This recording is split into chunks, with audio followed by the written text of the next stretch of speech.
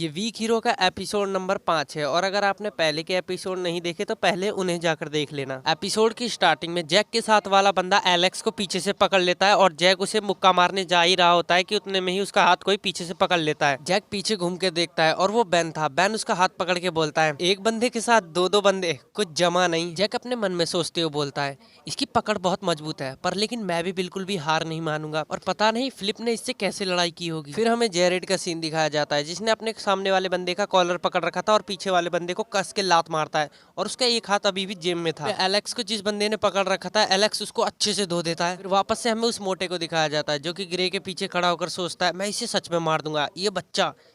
पर उसे डर भी लग रहा होता है ग्रे से, पर फिर भी वो डरता डरता ग्रे का कॉलर पकड़ लेता है। ग्रे उस मोटे का हाथ देखकर बोलता है तुम्हें कॉलर पर हाथ नहीं रखना चाहिए था बल्कि मुझे एक मुक्का मार देना चाहिए था।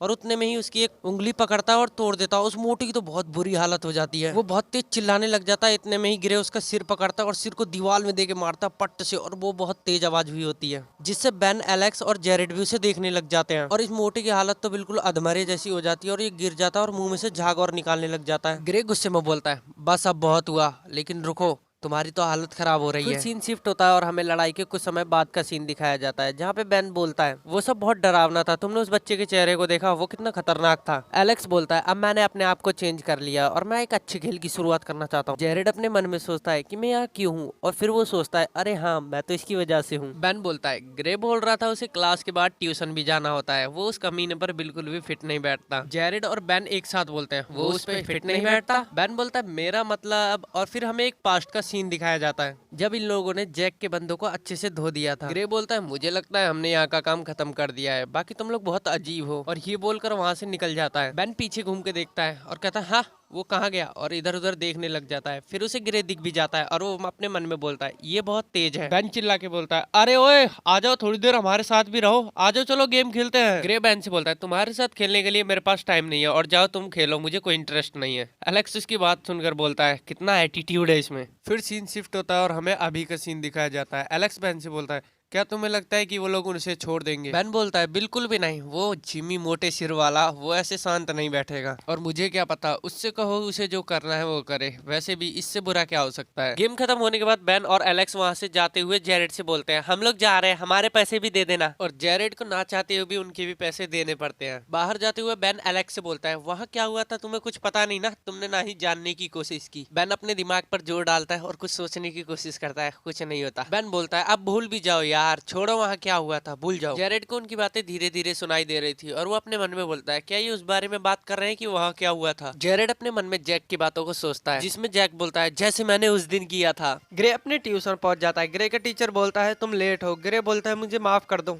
फिर ग्रे अपनी सीट पर जाकर बैठ जाता है और ये लड़की ग्रे को देखकर बोलती है ये पक्का कोई डांसर होगा, ये कितना सुंदर है। और लंच टाइम हो जाता है। टीचर कहता है ठीक है 10 मिनट बाद मिलेंगे। फिर हमें दो लड़के दिखाए जाते हैं जो बोलते हैं मुझे पता है कि गंदगी को कैसे साफ किया जाता है, वो यूजीन अब किसी काम का नहीं है। यूसुन हाई में मेरा भी नाम था, मैं बस थोड़ा सा परेशान हूँ कि अब मुझे जाने का मौका नहीं मिलेगा और दूसरों से मुझे अपनी पहचान छुपानी पड़ेगी। तुम सही कह रहे हो, तुम उस मिडिल स्कूल में काफी बड़े आदमी थे, इन बेवकूफों के बीच में पढ़ाई, मुझे लगता है इस कॉलेज में ना आना ही बेहतर है। बिल्कुल सही कहा, उन्होंने यूशोंग हाई का ध्यान रखा होगा, वो जिमी और जैक बेवकूफ। यूजोंग हाई अब तक सड़क पे आ चुका होगा। मुझे पूरी तरीके से पता है कि वो सिर्फ मिडिल स्कूल में ही बदनाम थे। ये क्लास में इस तरीके की बात कर रहे हैं और सभी को डरा रहे हैं। फिर सीन शिफ्ट होता है और हमें जिमी का सीन दिखाया जाता है। जिमी बहुत गुस्से में था और वो बोलता है जैक हाँ मैं जानता हूँ कि तुम यहाँ बैन को नहीं ला रहे हो, लेकिन तुम इन गधों के साथ यहाँ कैसे आ गए? जिमी उसके साथ एलेक्स और जेरेड जैसे पागल बंदे थे, वो क्या तुम्हारे साथ उन लोगों ने ऐसा किया? मुझे तो लगता है वो फिलिप ही था जिसने हमारी जानकारी उन्हें दी और ये हमारी लड़ाई देखकर मजे लेना चाहता था बस। वो बेवकूफ यूनजोंग हाई पे कभी कब्जा तो नहीं कर पाया और मुझे उसकी वजह से यूनियन से बाहर निकलना पड़ा। मैं उसके साथ ऐसा करूंगा। मैंने अपनी पूरी कोशिश की अपना काम शांति से करने के लिए, लेकिन अब ये मेरी शांति की बेइज्जती है। और तुम हेलमेट, और तुम्हें क्या लगा कि तुम बहुत ही ज्यादा महान व्यक्ति हो जो तुम मेरे सामने आके खड़े हो? अजीब ढक्कन, मुझे अभी तुम्हें पटक देना चाहिए। हेलमेट तुम बेवकूफ गधे, तुम अपना चेहरा मुझे जब तक मत दिखाना जब तक कि मैं बोल ना दूं। मैं बिल्कुल मामूली बंदा हूँ और मैं जैसे से ऐसे कभी बात नहीं करूंगा। तुम्हारा जवाब कहाँ है?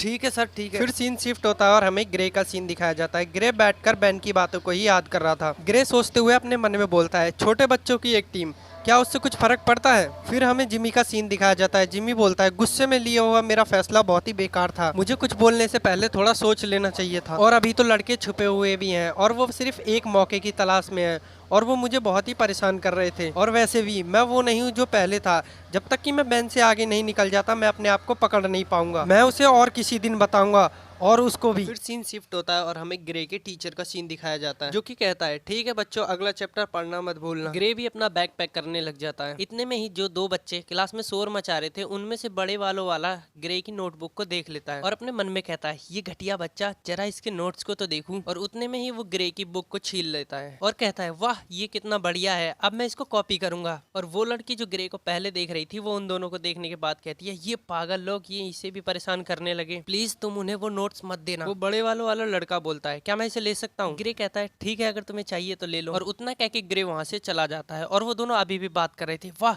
ये कितने बढ़िया नोट्स हैं, बिल्कुल परफेक्ट, अरे वाह अब तो मैं भी इन्हें कॉपी करूंगा। वैसे वो बेवकूफ एकदम पागल लग रहा था। फिर हमें एक नए लड़के को दिखाया जाता है, वो अपनी क्लास से निकलता हुआ बोलता है, आज तो मैं थक गया। और फिर उसकी नजर ग्रे पर जाती है और उसको देखकर बोलता है, क्या ये ग्रे है? मुझे लगा ये तो सीनियर हाई स्कूल में जाने लगा है। फिर हमें एक पास्ट का सीन दिखाया जाता है, जिसमें टीचर बताता है, क्लास 1 में स्टीव योंग ने टॉप किया है, क्लास 2 में ब्रूस सिम, क्लास 3 में स्कॉट हैन और क्लास 4 में ग्रे योंग। फिर हमें अभी का सीन दिखाया जाता है, वो नीले वालों वाला बंदा बोलता है, ये हमेशा पोडियम के सामने रहता था और अवार्ड पे अवार्ड जीतता था, पर इसने इलाइट के सबसे बदनाम स्कूल यूजीन हाई की यूनिफॉर्म क्यों पहन रखी है?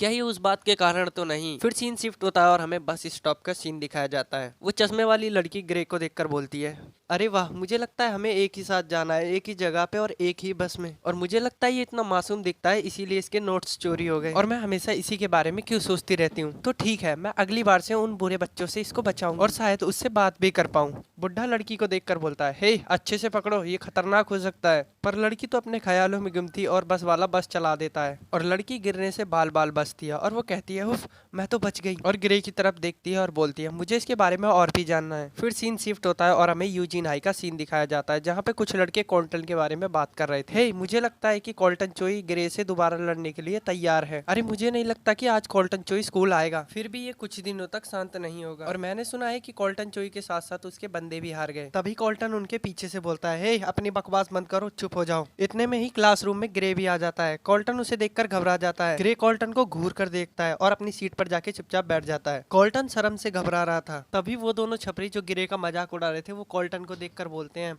अरे देखो इसे, ये कैसे कांप रहा है, क्या हमें ग्रे के खिलाफ टीम बनाने का ऑफर कॉल्टन को देना चाहिए? फिर सीन शिफ्ट होता है और कॉल्टन छत पे आराम से सुट्टा मारते हुए सोचता है, मैं ये करने के लिए अपने आप पर विश्वास नहीं कर पा रहा हूँ, और वैसे भी मुझे उसकी खतरनाक आंखें दोबारा नहीं देखनी। तभी कॉल्टन का चमचा बोलता है, अब क्या करे बॉस? कॉल्टन कहता है, अब हम कुछ दिन तक शांत रहेंगे। उतने में ही वो छपरी वहां आते हैं जो कि ग्रे को परेशान कर रहे थे। कॉल्टन उन्हें देखकर बोलता है, अब तुम्हें क्या चाहिए बेवकूफो? वो छपरी कहता है, अरे अरे गुस्सा मत करो, पहले हमारी बात तो सुन लो। कॉल्टन कहता है, अभी सभी चूजों को ऐसा लग रहा है कि वो मुझसे पंगा ले सकते हैं, मरना चाहते हो क्या तुम? वो छपरी कहता है, अरे अरे ऐसा कुछ भी नहीं है, बस हम यहाँ सिर्फ बात करने आए हैं। वो ग्रे योंग तुम्हें बहुत परेशान कर रहा है, चलो उसे साथ में मिलकर मजा चकाते हैं, और तुम उस जैसे को ऐसे अकड़ में थोड़े ही रहने दोगे, है ना? और वैसे भी तुम योंग डोंग पो यूनियन में जाना चाहते हो फिलिप किम के कनेक्शन से, क्या मैं सही हूँ कॉल्टन? साथ ही साथ छपरी अपने मन में कहता है, मैंने तो उसे हराने का प्लान पहले ही बना रखा है, और मैं बाद में कॉल्टन और फिलिप से कहूंगा कि मुझे भी यूनियन में शामिल कर ले, मेरा काम काफी आसानी से हो जाएगा। और इसे बोलते हैं एक तीर से दो निशान, और ऐसा हो ही नहीं सकता कि हम उस बिद्दी से हार जाएं। कॉल्टन अपने मन में कहता है,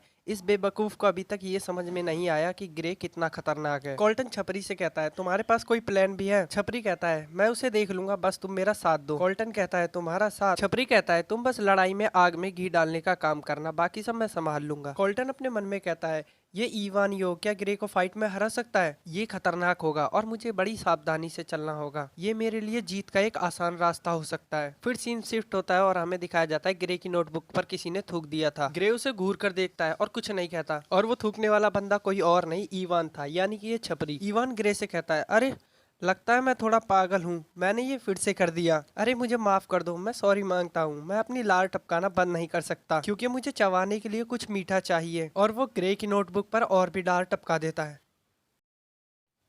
यूजिन कोल्टन की तरफ देखकर कहता है, इवान और कोल्टन एक साथ मिल गए, ये सबसे बेकार हुआ। ग्रे अपने मन में कहता है, मैं कोल्टन को अच्छे से जानता हूँ और मैं यहाँ से उसे देखकर बता सकता हूँ कि वो डरा हुआ है, लेकिन वो ये बात मानना नहीं चाहता और मुझे इस डर को दूसरों तक पहुँचाने के लिए मदद की जरूरत है। मैंने जितना सोचा था ये उससे काफी जल्दी आ गए। इवान ग्रे से कहता है, ओए लूजर, तू बहुत अकड़ में है और बहुत उड़ रहा है, मैं तू जैसे को अच्छे से जमीन पर लाना जानता हूँ। ग्रे उसकी बात सुनकर कुछ नहीं कहता और चुपचाप अपनी नोटबुक को साफ करने लग जाता है। इवान कहता है, मैं तुझसे ही बात कर रहा हूँ और ये पोंछना बंद कर और मुझे जवाब दे, और एक थप्पड़ भी मार देता है। कोल्टन शौक में इन दोनों को देखने लग जाता है। ग्रे अपने मन में कहता है, हर बार, हर दिन, बार बार, बस तुम सावधान रहना। सच में मैं थक जाने वाला हूँ और मुझे ये सिखाया गया है कि जल्दीबाजी में कोई फैसला नहीं लेना अगर तुम एक कदम आगे रहना चाहते हो तो। इवान कहता है, तुम यही हो डरपोक चूजे, एक छोटे बच्चे, मेरी तुम पर नजर थी। ग्रे अपने मन में बोलता है, तुम अपने आप को ताकतवर दिखाओ और दुश्मन तुम्हारे जाल में फंस जाएगा। ग्रे अपनी बुक को जोर से बंद करता है और उतने में ही इवान उससे बोलता है कि मैं तुम्हें, उतने में ही ग्रे उसके मुंह पर बुक मार देता है। ग्रे अपने मन में सोचते हुए कहता है, मुझे कोई फर्क नहीं पड़ता कि मुझे गंदा या बुरा कहा जाए। इवान दर्द से करा रहा था, इतने में ही ग्रे दोबारा मार देता है उसके मुंह पर बुक। इवान का दोस्त कहता है, बेवकूफ, तू बुक का यूज कर रहा है। उतने में ही उसके मुंह के पास भी एक बुक उड़ कर आती है। वो उस बुक को हाथ मारकर साइड में कर देता है। इतने में ही ग्रे आता है और उसके मुंह पर घुटना मार देता है, जिससे कि उसकी भी हालत खराब हो जाती है। ग्रे अपनी बुक को उठाता है, वो दोनों कराहने लग जाते हैं और ग्रे की ये सब हरकत देख के सभी लोग शॉक हो जाते हैं। फिर हमें ग्रे की बैकग्राउंड में वॉइस ओवर आती है। मैं ग्रे यंग मिडिल स्कूल के मेरे आखिरी साल में, गर्मियों के आखिरी दिनों में, मैंने कसम खाई कि अब से मैं कभी हारूंगा नहीं।